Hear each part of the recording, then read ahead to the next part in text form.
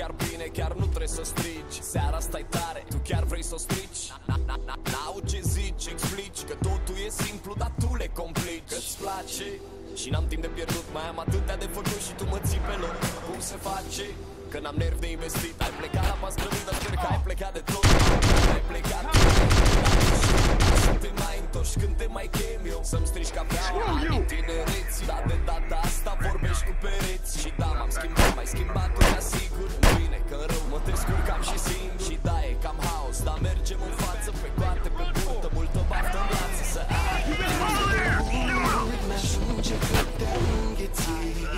Am așteptat mult, dar soarele n-a răsărit. Pe strada mea e noapte încă, dar nimeni n-o să mai plâng. Am rupt fila cu povestea noastră, te-am șters din gând, îți doresc multă baftă. Și rupe, rupe, rupe, poză cu poză, rupe tot albumul, că nu mai găsești vise acolo niciunul. Uite și ușa, știi singură drumul. Eu unul nu vreau să-ți mai simt nici parfumul, nici măcar vocea, vreau să sparg rutina. Și da, ai dreptate, a mea toată vina. Planuri mărețe, dar cu toată stima. Eu nu mai am aer, deci cobor la prima.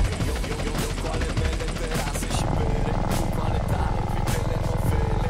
Și avem în comun doar faptul că n-avem nimic în comun. Lasă telefonul, că știi bateria. Și nu mai suna că descarci bateria. Și da, e cam haos, dar mergem în față. Pe coate, pe burtă, multă baftă în viață. Să ai. Vreau să te uit, mi-ajunge cât te-am înghețit.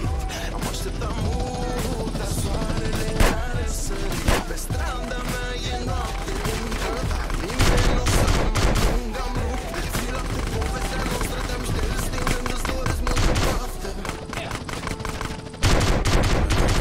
Se termină cu unul e repriză, unul la altul strigă, într-o repriză de prelungiri. După prea multe rateuri, multe speranțe care devin din ceva divin doar amăciri. Rămân priviri pline de venin, poate într-un moment de singurătate, un ultim suspin. Necazuri de peste tot vin la el, sticlele goale de gin la ea, sticlele goale de vin s-au aruncate pe podea. El i-a zis, nu vreau să mă schimb, ea și-a zis, te voi schimba. Problema e simplă, concluzia e clară, demonstrația departe de a fi hilară. Finalul e aici, n-ai ce să-i mai zici și asta e tot. El nu mai vrea, ea zice nu mai pot, el zice sunt sătul, ea zice destul și restul sunt vorbe fără sens. Asta e în mers.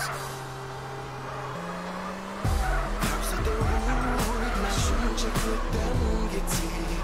Am așteptat mult, dar soarele n-a